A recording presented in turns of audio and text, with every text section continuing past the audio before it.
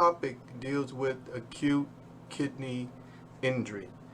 Now, I deliberately put this the way I did because if you look at an older textbook or older literature, what you will find is category under acute renal failure.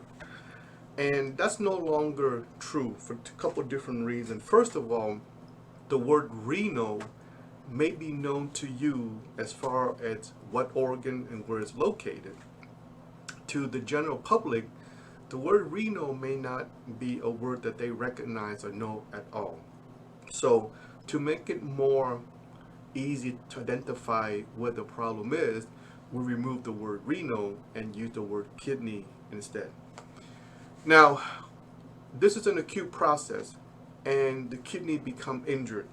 But the kidney, in most cases, do not fail. It actually do regenerate and it does return to normal function, if you will. So the word failure is not really a true indication of the outcome of the event that affects the kidney acutely, right? So the new word is acute kidney injury.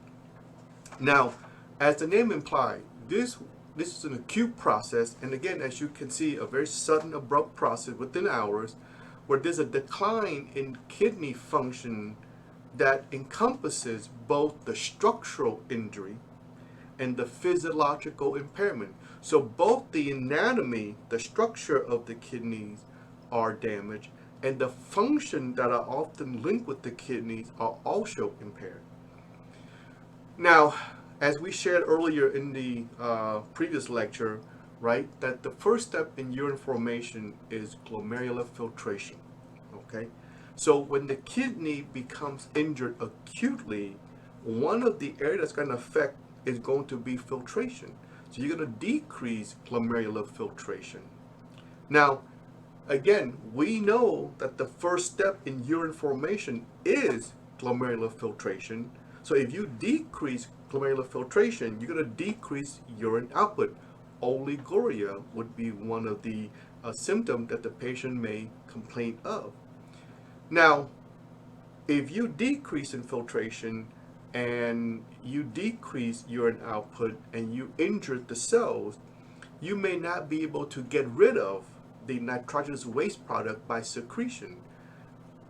If you cannot filter, if you cannot secrete, then you are going to accumulate the waste product in the blood. And that can lead to further kidney injury, right? Exacerbating the process, but also affect other organs, and they can in turn become dysfunction. Now, as I said, the process that involves the kidneys do not often lead to renal failure. Often it doesn't really, but it can lead to sometimes renal insufficiency. The kidney still working, but not, let's say, optimally. Okay, the patient doesn't need to be on dialysis. They can have a normal, fruitful life. It can lead to renal failure, okay, or it can lead to end-stage kidney disease. So these are some of the potential prognostic feature for patients that have endured acute kidney injury. Now, when we look at the kidneys, we know that the kidneys is what we call auto-regulated. So the amount of renal blood flow, the amount of blood flow to the kidneys, and the filtration rate, right, are held constant, right, by the dilatation or the constriction of either or both the afferent and the efferent arterioles. Now, when you have a decrease in perfusion, meaning decreased blood flow to the kidneys for whatever reason, right, the afferent arteriole dilates, so you get more blood flow into the kidneys, but you also constrict the efferent arteriole. So now what happened is that you decrease the outflow tract, so the blood flowing into the kidneys, the glomerulus, are now is backing up. So in essence, you are increasing in the pressure, you increase in the perfusion, and the kidney feels like it's getting the right amount of blood. However, when the kidney becomes injured abruptly and acutely, there's a decrease in renal perfusion that the kidney cannot compensate. and not acutely decrease the filtration rate and not acutely lead to kidney injury, right? And that's the pathophysiology to acute kidney injury.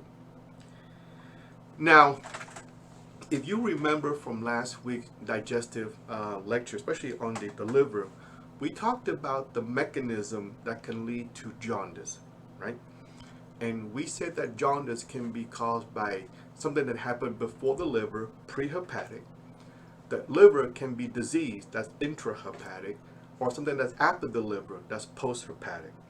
Well, if you use that methodology, then if you assess acute kidney injury, it can work in the same way. So the mechanism that leads to decreased urine output in acute kidney injury can be of the pre-renal type, the intrarenal type, and of the post-renal type.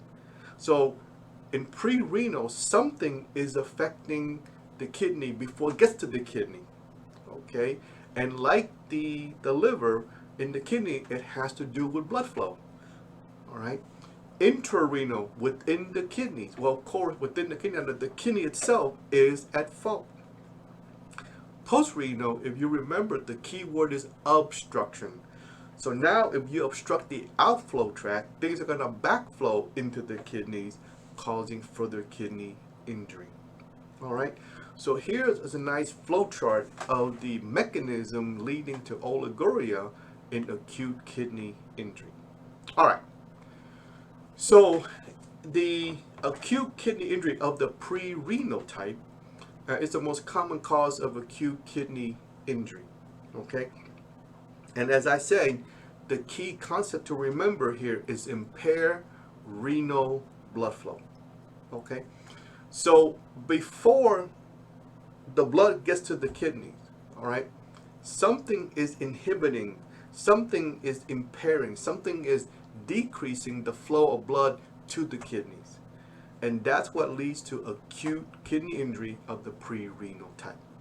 So we can look at it from a decrease in intravascular fluid volume, like burn, especially third degree burn, 30, 40, 50, 60% and up, all right? The higher the potential of burn, the higher the probability for acute kidney injury, okay? Massive profuse diarrhea, okay? Again, especially infectious disease, all right? Also think about hypovolemia. So something that's decreasing the blood, all right, in the body. This can lead to acute kidney injury. Decreased cardiac output, right? Whether it's an acute process like myocardial infarction, okay, or sort of a slow, deliberate chronic processes like ischemic heart disease, i.e. coronary artery disease, or congestive heart failure where the heart is unable to pump effectively to deliver blood to the target tissue. Any of these have one common denominator. They are not outputting the proper amount of blood that needs to maintain cellular function, decreased cardiac output, right? If the blood vessel, the main blood vessel that brings blood to the kidney, the renal artery, if they are occluded, whether it's by atherosclerosis, whether it's by renal artery stenosis or fibrosis of the blood vessel, or some other event, some sort of compression or whatever, that can decrease blood flow to the kidneys, leading to pre-renal acute kidney injury. Vasoconstriction, some event that can cause the blood vessel to constrict. All of these leads to acute pre-renal acute kidney injury, right? So basically, the bottom line is this: the filtration rate declines because the pressure to filter is also declined. Now, if you remember, right, when blood flows into the capillaries, right, there's a force that pushes water out. That water is called the hydrostatic pressure. So that's the filtration pressure. So if you maintain a specific filtration pressure, you're going to filter. So your GFR maintained. But if you decrease the filtration pressure, if you decrease the hydrostatic pressure, then you're going to decrease the force that's pushing water out. So therefore, you are decreasing in the glomerular filtration rate. and that leads to oliguria, and that leads to acute kidney injury. Okay? The second type is the intrarenal acute injury. Okay, so in this case, the problem occurs inside of the kidneys. Now, the most common cause is called acute tubular necrosis. Let me stop there real quick. Let's dissect that word.